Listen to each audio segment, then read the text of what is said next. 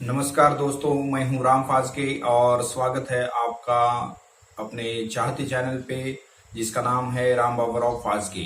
तो machine operator कैसा होना चाहिए, तो इस टॉपिक पे आज बात करेंगे।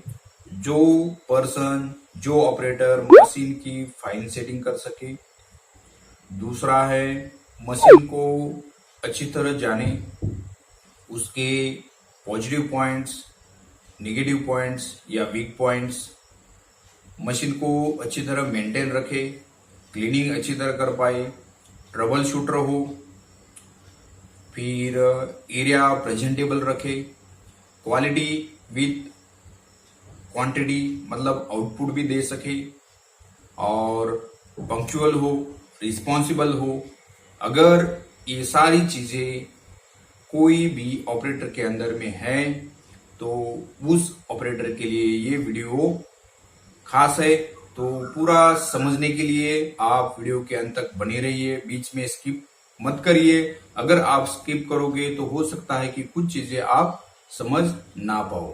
तो दोस्तों, मैं हूं राम फाजके, फिर से स्वागत है आप सभी का। तो शुरू करते हैं। तो जो भी मशीन का ऑपरेटर है, चाहे वो कोई भी एरिया हो, तो उस मशीन के आप ऑपरेटर के लिए क्या क्या उसमें चीजें होनी चाहिए, वो कैसा होना चाहिए, ये सभी चीजें इस वीडियो में कवर की है।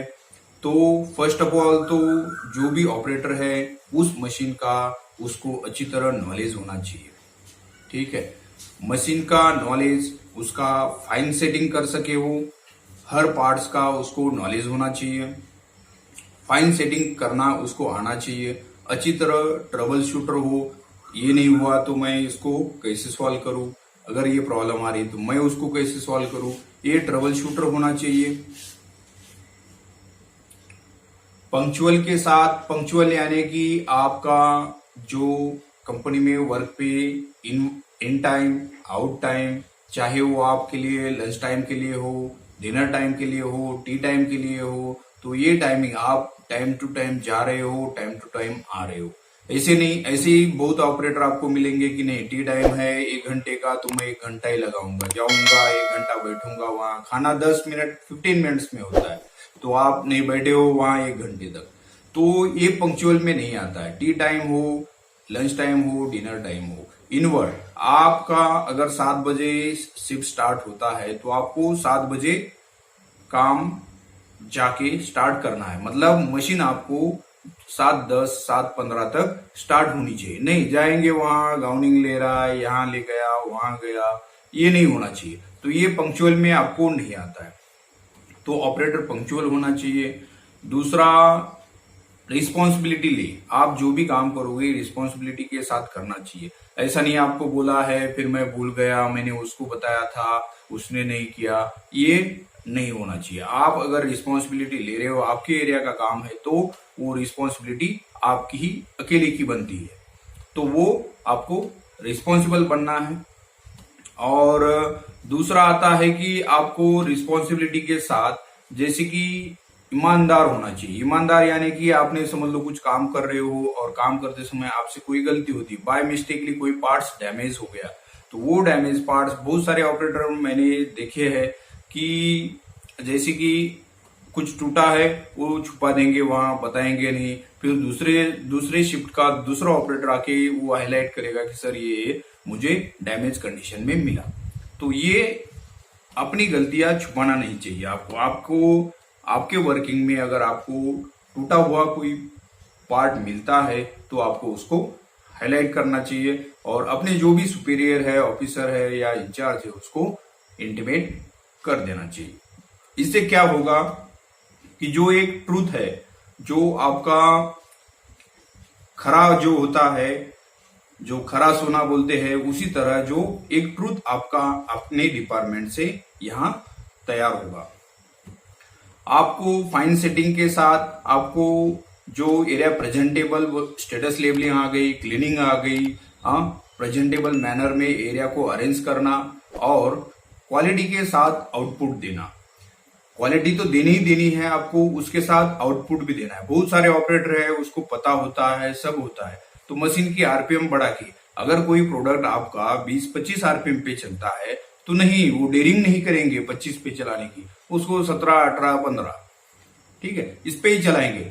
आप अगर आपको कॉन्फिडेंस है तो आप आरपीएम बढ़ा लो, ठीक है। अगर कोई प्रोडक्ट में प्रॉब्लम नहीं है, ना कोई मशीन में या कोई जो क्रिटिकल पैरामीटर्स है उसमें कोई आपको प्रॉब्लम नहीं आ रही है, सभी पैरामीटर आपके विद इन लिमिट में आ रहे, तो आप उस प्रोडक्ट की आरपीएम बढ़ा लो, आउटपुट दो, ठीक है।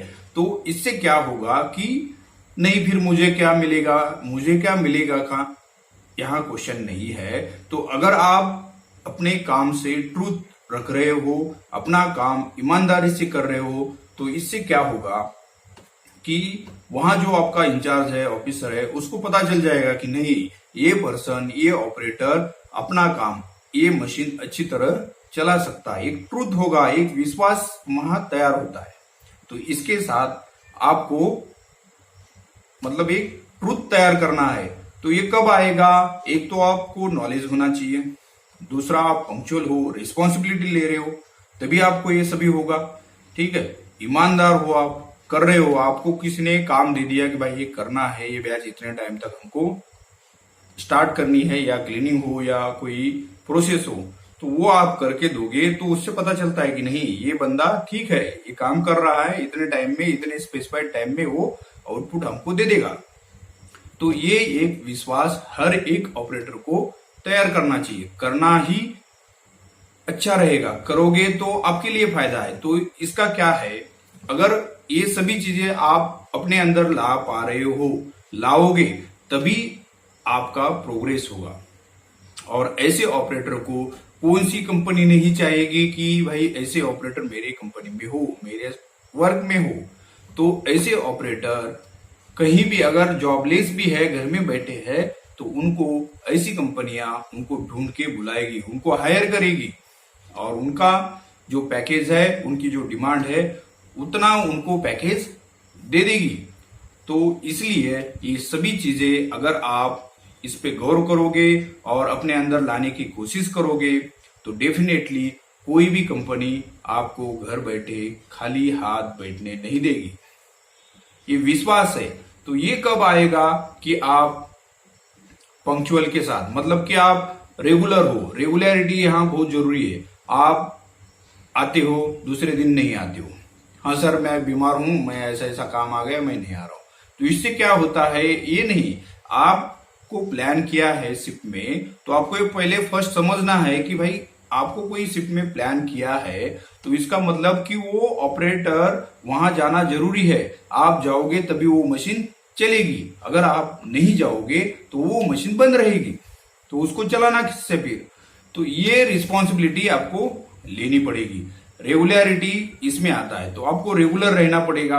हाँ, आप छुट्टी कोई ले रहे हो, लीव प्लान कर रहे हो, तो प्री प्लान करो कि नहीं मेरा ये काम है और उस काम पे मुझे जाना है, तो मुझे ये डेट से लेकर उस डेट तक लीव चाहिए। और वो लीव आपने समझ लो 15 तारीख तक ली है, तो 15 को आपकी लीव खत्म हो रही है, तो आपको 16 डेट आपको ऑन जॉब होना चाहिए। नहीं सर कि मेरी फिर टिकट नहीं निकला, ये हुआ, रीजन तो 1000 है, ठीक है, मगर रीजन ना ढूंढो। आपने पहले कमिट किया है कि नहीं मैं 15 को आ जाऊंगा, तो आपको 15 को खत्म करके 16 को ऑन ड्यूटी आना है, मतलब आना है। तो ये रेगुलरिटी आपको मेंटेन रखनी है, ठीक है। आपको कोई शिफ्ट में बुलाता है, ए बी सी या जो भी शिफ्ट हो, या बीच में बुलाया, तो आपने एक बार कमिटमेंट किया कि नहीं मैं आऊंगा, तो आपको जाना है, और ये विश्वास आपको तैयार करना है। दूसरा आता है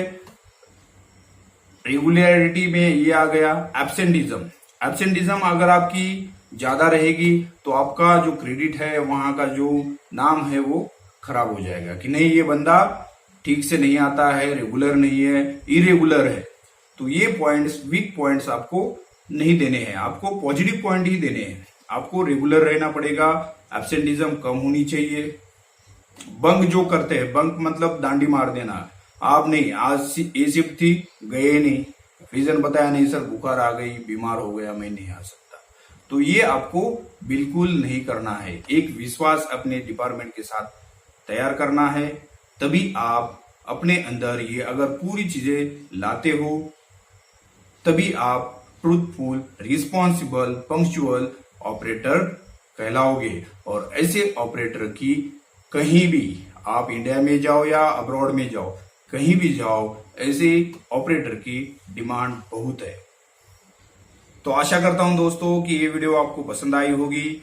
तो वीडियो को लाइक कर देना, अपने दोस्तों के साथ शेयर कर देना, और चैनल को अभी तक आपने सब्सक्राइब नहीं किया है तो चैनल को सब्सक्राइब करके बेल आइकॉन को दबा के वीडियो जो भी अपलोड करूं उसकी नोटिफिकेशन आपको तुरंत मिल जाए। तो मिलते हैं अगली वीडियो में कुछ ऐसे ही नया टॉपिक के साथ। तब तक बने रहिए और करते रहिए #NowledgeDP और #इंटरव्यू की तैयारी। जय हिंद, जय भारत।